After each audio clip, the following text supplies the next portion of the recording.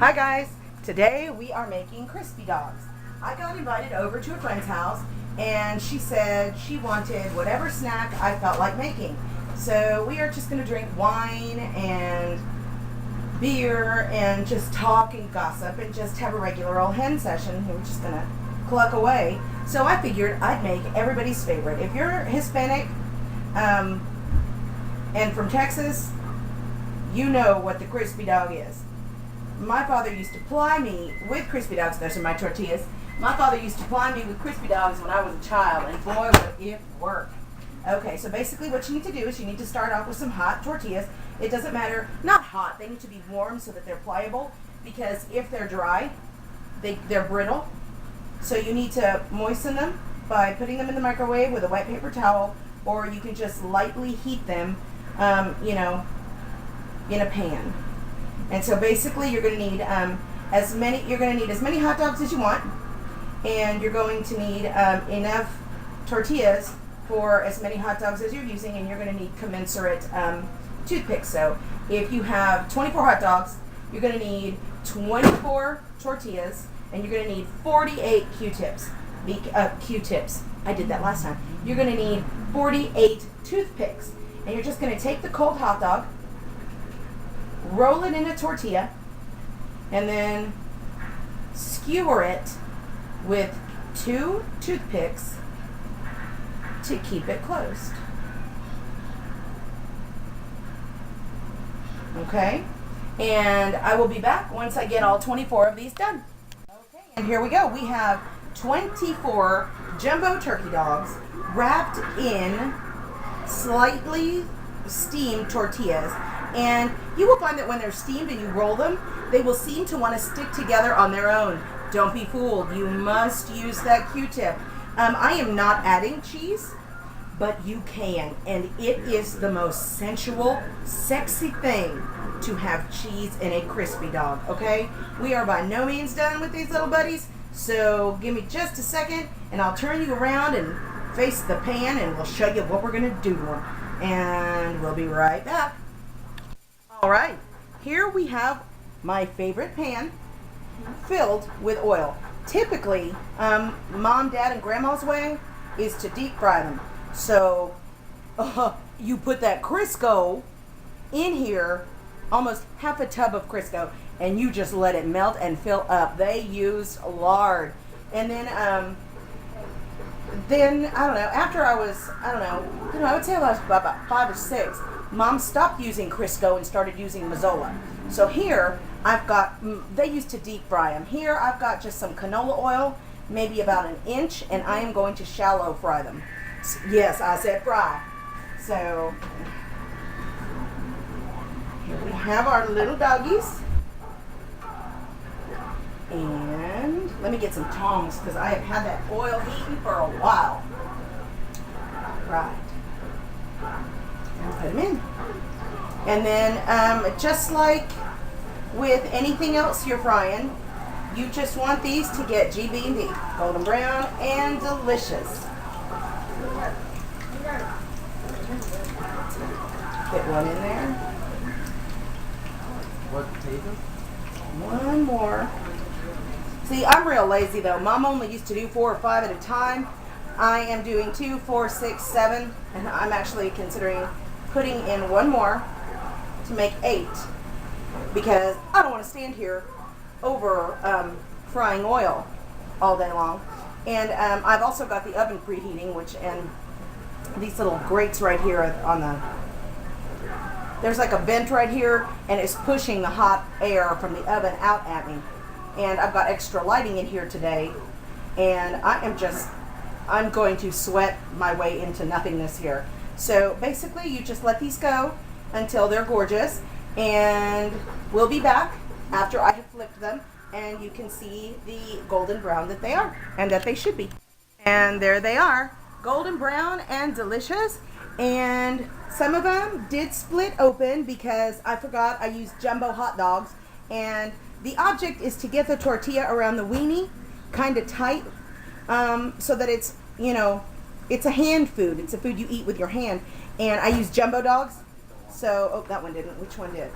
Oh, that one didn't either. Yes, wait a minute. Nope, that one didn't. Well, a couple of them split. Oh, here's one. Ah! A couple of them split on me because the weenie got huge, but that's okay. They're still edible. Trust me, they're still going to taste delish. And as a side dish, I have decided, hold on, I'm coming. And as a side dish, I have decided to make cheesy potatoes. So here I have rinsed and cut just a mess of potatoes. You can decide how much a mess of potatoes is. And yes, ignore my ugly pan. My ugly pan is over 25 years old. It just doesn't get any cleaner than that, not even with an SOS pad. Trust me, I've tried. Basically, what you want to do is you want to spray them to death with butter Pam. Okay, just spray them real heavy with butter Pam. I know you're going to think, oh my God, what is she doing? That's gross.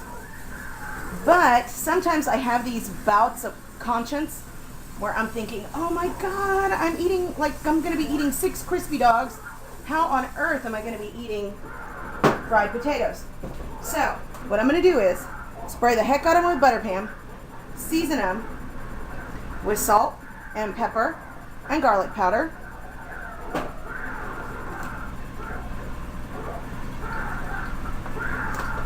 And then here's the salt, and it's just sprinkles, you know. And then you're going to spray them again with just a simple dusting of butter Pam.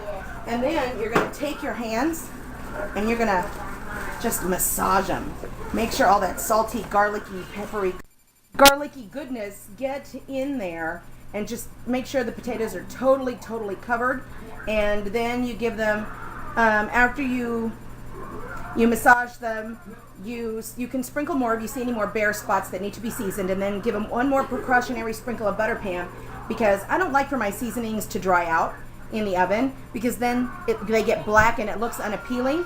So I might just give them one more dousing of butter Pam, and then I'm going to put these in a preheated 350 degree oven, and we still have beautiful crispy dogs.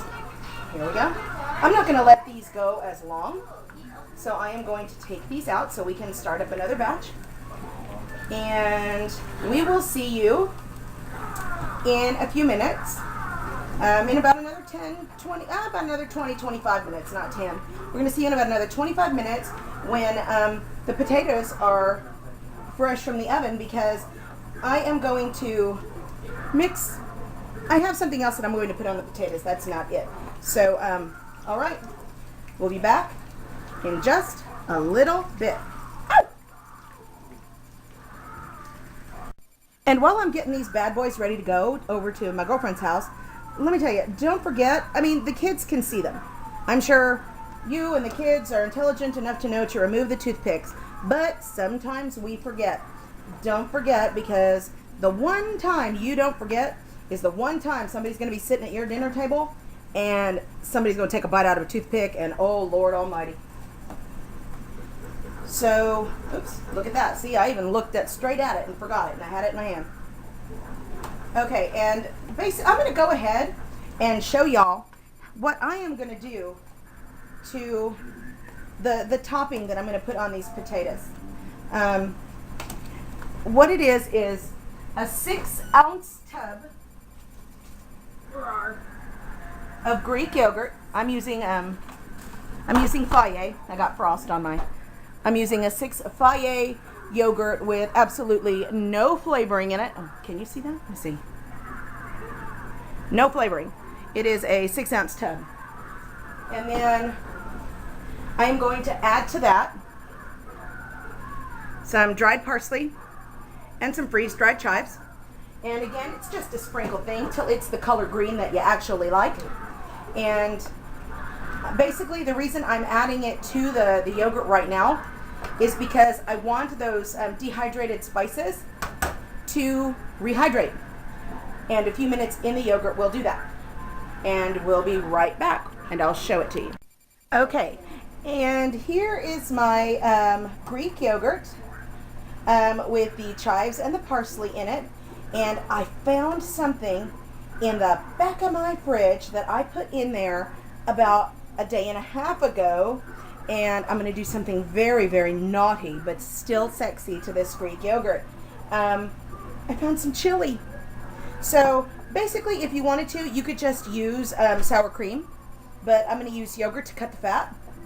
And I am going to, hold on just a sec, chips are still frying to go over to Marty's. And basically, Tom is going to kill me because this is his lunch, but not anymore. Let me grab a spoon. I'm just going to take I'm just going to take a big old spoonful of this chili. I may as well just use it all. Heck, that's hardly any at all. And that's going to make it nice and creamy. Oh my God. And then keep in mind, we still have to shred cheese. So we're going to mix the chili with the yogurt, or if you're using sour cream, you're going to mix the chili with the sour cream. And to me, there is no difference. There's hardly, if any, a flavor difference in Greek yogurt and sour cream. And, well, my family has already become accustomed to it. So, you know, they can't even tell anymore. There we go. All right, so here we have it. Now, I am going to continue to let this sit because I can see that there are still some parsley and some chives that have not rehydrated. So we're going to let this sit for just a little bit while we grate our cheese. Okay, still waiting to go to Marty's. And I figured since I was making those chips that I would go ahead and make some guacamole. So here I have, this is already 2 avocados that I've mashed. And you just saw me do the cilantro. Now I had a leftover onion. And I'm just going to do a fine mince on this onion.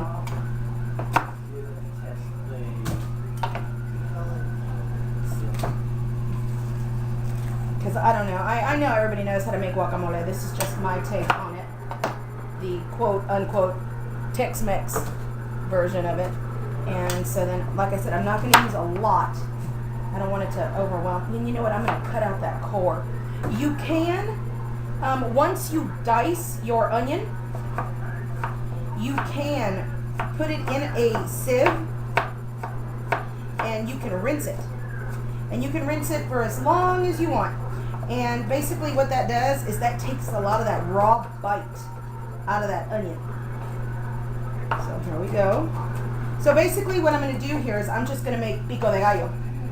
And I don't have any fresh onion, so I'm just going to use some diced tomatoes that I had from a can. I'm not going to use a lot. If it were, because these, I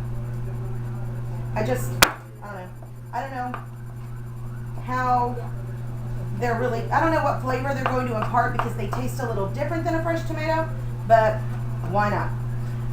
They were open and they're in there. And then I'm going to take that third avocado and I'm going to put it in there. And you can tell when you go to the store how soft, you know, your avocado is by pressing. You don't want your finger to go all the way in, and you don't even want to make an indentation. You want it to be firm with just a little give. You know how you see people on the TV shows all the time. They anal retentively cut their avocado into cubes, and then they mash with a fork, and it just doesn't seem to want to work for them. It just seems kind of hard. Look, this is how simple it should be to make guacamole. You should be able to stir it, and it breaks. So I guess your best bet would be, if you really, really wanted to buy the firm ones, just put them in a bowl and put them on your table. Because this right here, this should be it. Okay, and so then I'm going to add my cilantro, cebolla, onion. I blanked out in English there for a second. Can you believe it? And English is my first language. I blanked out on English. Tomato, onion, cilantro. Mix. And since we are just going to be, it's going to be me, Mari, and one more, and we're adults, and we will be having adult beverages. Yay for adult beverages. I am going to add half cilantro gets everywhere. Half of a jalapeno. And I'm not going to seed it or devein it. Like I said, we're just adults drinking wine.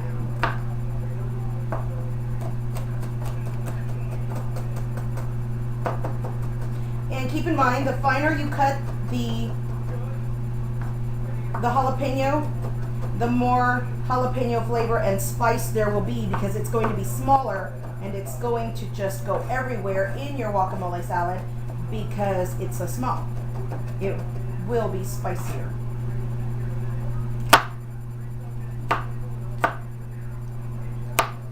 And you know, when I was in college, I used to wonder how on earth they used to make some of these really great batches of guacamole, you know, that I would taste with all these raw ingredients in.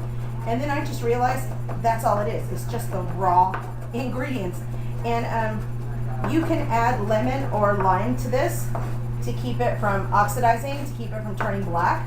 But I'm not even going to bother with that. What I'm going to do is I'm going to take a piece of parchment paper and I'm just going to put it on top of the guacamole like a second skin, because I'm completely out of lemon, completely out of lime, and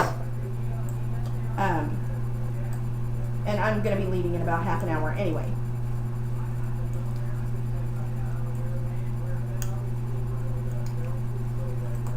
And I think from when we had margarita night a couple of nights ago, she might still have some lemons or limes in. You can add salt, pepper, garlic to this if you like. You know what? And I'm going to taste a bite with the canned tomato in it.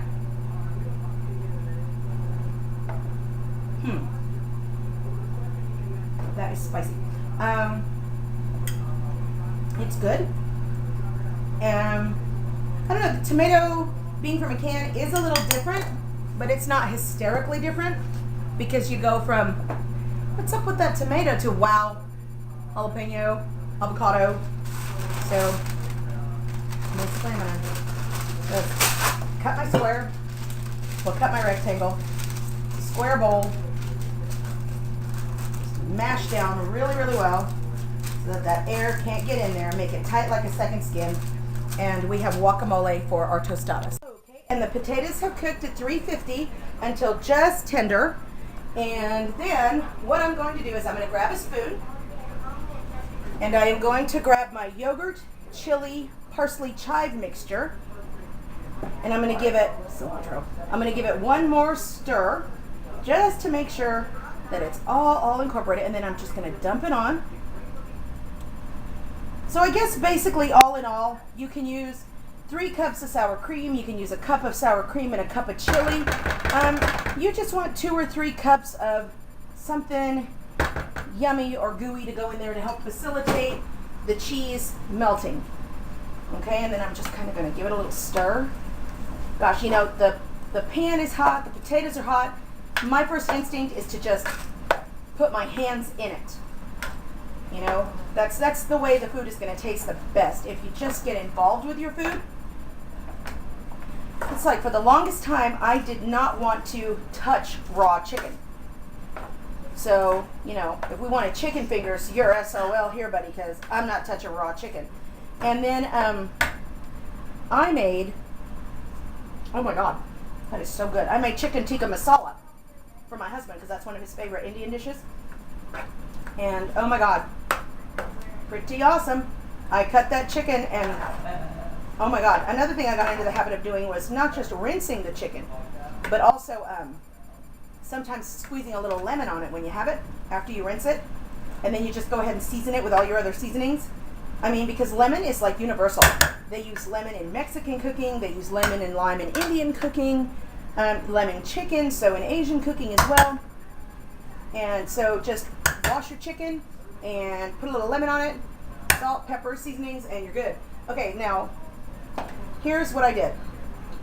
I had a little bit of Munster, I had a little bit of Havarti, I had a little mozzarella, and I had some cheddar.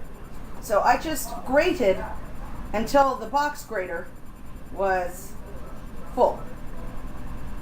And then I'm just going to mix these cheeses. here like so. And there they come. Yay! Just kind of rained cheese. I'm going to get it off the board. And then again, like I said, I wish I could use my hands, but shoot. And then again, just give it a nice big toss. So I went from just making, you know, potatoes with, quote, sour cream, it's yogurt, sour cream and chives, to making chili cheese potatoes in the drop of a hat. I mean, you've got to be flexible, and you never want food to go bad in your fridge, of course. You don't ever really want to throw anything away. So you just kind of have to embellish here and there where you go. That's how I never really know what I'm cooking unless I specifically plan it out. Or, there we go. And it looks all gorgeous. Because you never know what you're going to find in the back of your fridge, and you're going to say, oh wait, I'm still at a point where I can toss that in. And okay, you're going to take it and you're going to put it back in the oven for like another 10 to 15 minutes. And when it's all melted and golden and bubbly and yummy tasting, you're going to yank it out. And the timer's gone off. It's been 15 minutes. Let's check on these taters. Oh, baby. How do you like that? Yeah. Alrighty. And there you go. Chili cheese taters, guacamole, chips, crispy dogs, everything. All in one video, one whole dinner if you choose. Maybe throw a little side salad in just to cut the richness. And there you go. Dinner. See y'all later.